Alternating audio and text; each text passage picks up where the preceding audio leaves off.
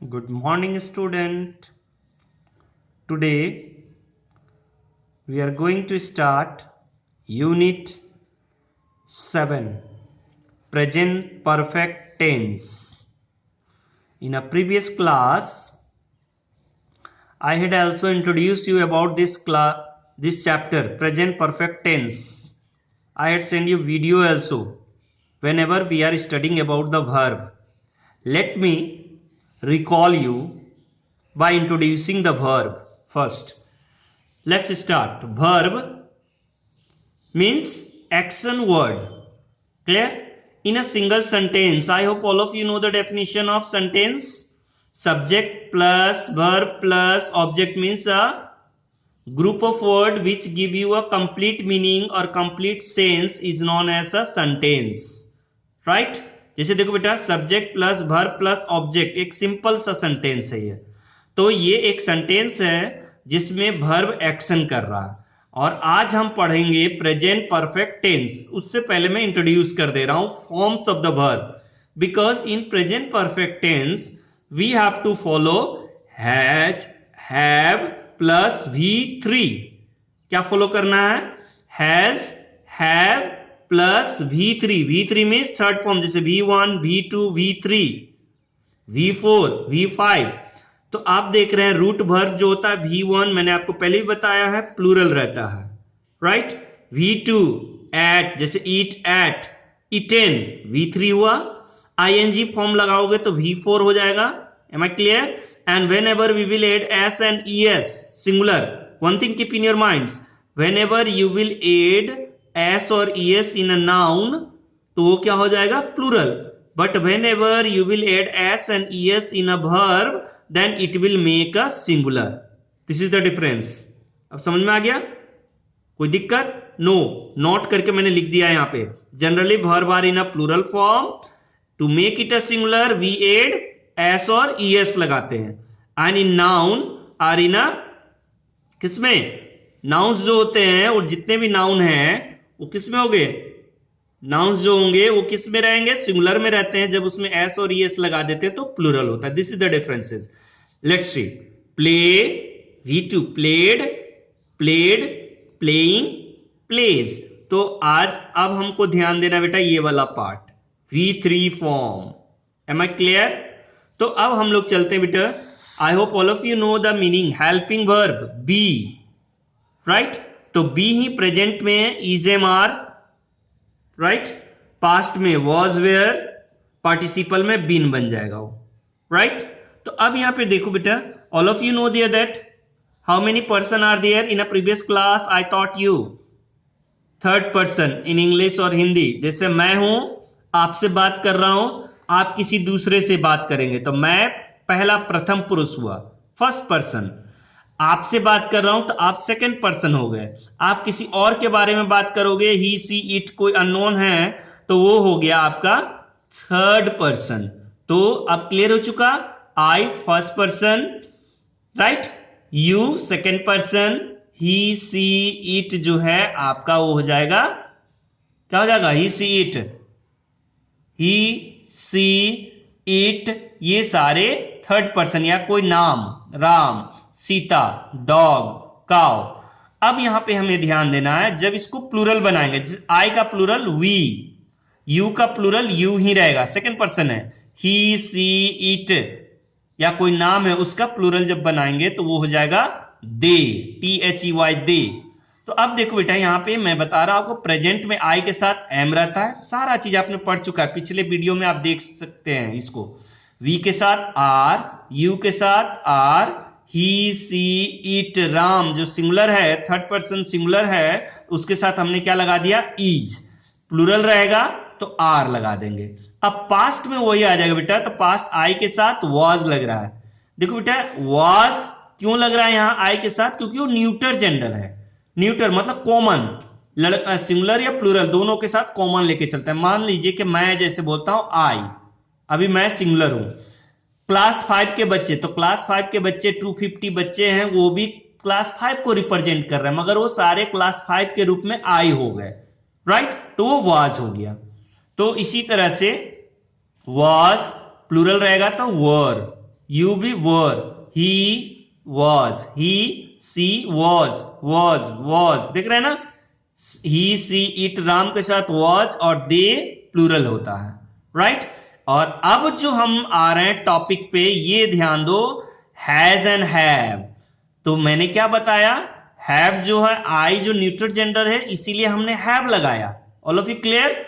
We have, you के साथ have, am I clear? Because we, I, we, you and last one they, all of them are plural. That's why we are putting there have.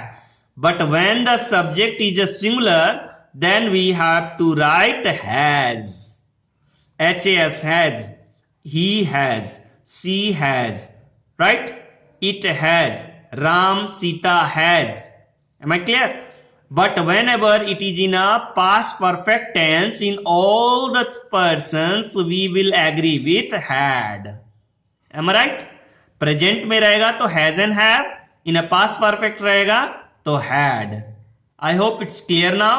Next one is there that when there is no any helping verb, because all of you know there that is, am, are, was, were, has, have, shall, will, यो सारा आपका helping verb होता है। तो जहां पे plural होगा do, जहां हमें सिंगुलर लगाना था ही सी इट के साथ डज, एस और ईएस याद कीजिए। M I clear? प्लूरल होगा तो do, S N ES V5 बोलते हैं, और डू का पास्ट क्या हो जाता है, did, with all the persons. Am I right? Had जैसे सारे पर्सन के साथ है, उसी तरह डिड भी सारे पर्सन के साथ, आई, ही, सी, इट सारे के साथ डिड लगाओगे। Am I clear now? और one thing keep in your mind, do, does, did agree with V1, ध्यान रखोगे, चाहे डिड पास्ट टेंस है मगर उसके साथ पहला फॉर्म ऑफ द वर्ब होगा। Clear? I do my homework है ना, वहां पे आई डिड माई होमवर्क, दिख रहे हैं? अब ध्यान दो, हैज, हैव, हैड जो है पास्ट टेंस में, और ये V3, यही चीज को हमें पढ़ना है बेटा। यूनिट 7 में यही चीज को हमको ध्यान देना, बस ये रूल को। हैज एंड हैव पास्ट में रहेगा तो had plus V3। Am I clear? और ये जो है बेटा, ये जरा शैल, विल, ये फ्यूचर टेंस के लिए है। ऐसे मैंने आपको इंट्रोड्यूस कर दिया। प्रेजेंट जैसे I shall go to park, go to, देख रहे हो ना, वही शैल का पास्ट शुड, विल का पास्ट वुड, मे का पास्ट माइट। तो ये सारा आपका कंटेंट किसके लिए है? ये सारा आपका फ्यूचर टेंस के लिए। So let's come to our topic. अब तो क्लियर हो चुका है। तो now let's we will start our chapter present perfect. बेटा ये ओल्ड बुक है, इसीलिए इसमें यूनिट 8 लिखा हुआ है। Am I clear? पुराने बुक्स में आपका पेज नंबर 54 होगा, page number 54, present perfect tense. All of you write down the structure. Subject has, have plus V3 plus object. Am I right? इसी पर जैसे I have done my homework, देखो आप यहां पे देखेंगे, read the following sentence taken from the story Heena determination unit 3 where there is will. ये chapter हमने पढ़ चुका है बेटा। Now I have never had a prize. One thing keep in your mind, has and have का V3 form होता है, तो I have never had a prize. Have का V3 क्या बना, हैज होना चाहिए था, मगर यहां हैज नहीं, क्योंकि पास्ट में होता है तो इसीलिए हमने लगाया हैड। तो I have never had a prize. Next पे ज्यादा समझ में आएगा बेटा। यू हैव, बी वाले में देखो, हियर का V3 heard, you have heard of Winston Churchill, आदमी है विंस्टन चर्चिल, उनके बारे में आपने सुना है। तो देखिए सब्जेक्ट यू है, has and have, V3, Winston Churchill आपका ऑब्जेक्ट है। उसी तरह देखो द साइंटिस्ट सब्जेक्ट हो गया, और हैज सिंगुलर है तो वो भी हैज लगा, और given V3, so many discoveries, तो ये आपका ऑब्जेक्ट हो गया। सो मेनी डिस्कवरीज ये आपका ऑब्जेक्ट है, और टू द वर्ल्ड ये आपका कॉम्प्लीमेंट है। COMPLE होगा बेटा, आई नहीं, ये E होगा इसका स्पेलिंग। M I clear? क्या होगा? ई रहेगा, COMPLEMENT, कॉम्प्लीमेंट। आई लगा देते हो तो कॉम्प्लीमेंट का मतलब अभिवादन होता है। नेक्स्ट आते हैं वर्कशीट 1 पे। Now in worksheet 1 what you have to do, negative form में क्या बोल रहा है, write down 4 things you have not done so far but want to do the following, example given below. For example क्या है, I have not readen on elephant, मैंने कभी भी एलिफेंट पे नहीं चढ़ा, तो नेगेटिव सेंटेंस। ऊपर वाला जो था बेटा ये पॉजिटिव था, नॉट नहीं लगा, तो वहां देखो see subject has and have plus not plus V3 plus object, इसी स्ट्रक्चर पे आपका सेंटेंस बन रहा है। देखो बेटा आई सब्जेक्ट है, हैव और हैज, आई हैव लग गया, not ridden an elephant object है। I have not seen the Taj Mahal, I subject, have helping verb, not negative बना रहे हैं, scene V3 the Taj Mahal object हो गया। उसी तरह बनाएंगे कोई भी 4 सेंटेंस अपने से भी लिख सकते हो। I have not gone to Kashmir, या I have not gone to Delhi, I have not traveled by aeroplane, I have not ridden a camel, I have not gone to Simla. These are the sentences you can make it by your own self. Now it's clear now. Let's come to the worksheet 2. तो worksheet 2 पे क्या देखोगे, 2 room का picture दिया हुआ है, right Rahul के room का है, स्कूल जाने से पहले, स्कूल के आने के बाद। मिसेस जैन जो है उसकी मां है जिन्होंने उस रूम को टाइड अप, टाइड मतलब अरेंज कर दिया, राइट। और उसने राहुल ने मैस करके गया था, मैस मतलब तितर बितर करके, स्पॉइल करके, देखो ना सारे। नेक्स्ट पिक्चर में देखो जैसे क्या क्या नोटिस किया हमने। फर्स्ट लाइट क्या है, स्विच्ड ऑफ है। अलमीरा अरेंज हो गया, सारे कपड़े इसमें अरेंज है। बुक्स सेल्फ पे अरेंज है, राइट। पिलो अरेंज है, बेड अरेंज हो गया। चेयर इस पे प्लेस पे रखा हुआ है। All the toys in the basket, right.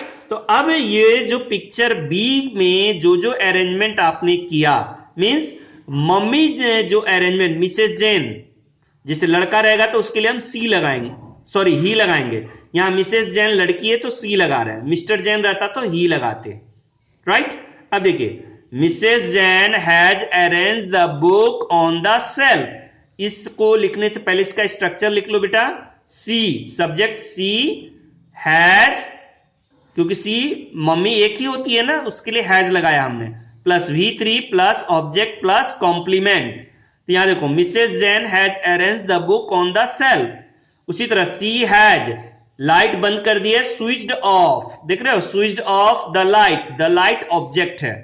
फिर नेक्स्ट देखो सी हैज, कीप का V3 kept the clothes in the cupboard. अब देखो क्लॉथ्स, द क्लॉथ ऑब्जेक्ट है, इन द कपबोर्ड कॉम्प्लीमेंट्स है। नेक्स्ट सी हैज, कीप का कैप्ट V3 द टॉय, सारे खिलौने कहां रख दिए, इस बास्केट में। द टॉयज ऑब्जेक्ट है, इन द बास्केट कॉम्प्लीमेंट है। Next she has place the chair at the proper place, तो वहां द चेयर ऑब्जेक्ट है, at the proper place complement है। She has wash the plates and arrange the pillow, 2 sentence को मैंने mix कर दिया इसमें। Am I clear? आप इस तरह से भी बना सकते हो। I hope you had enjoyed this chapter. In next class we will come to the worksheet 3. Am I clear? If you have a doubts then you can ask in a next class. I am going to finish my class. Thank you.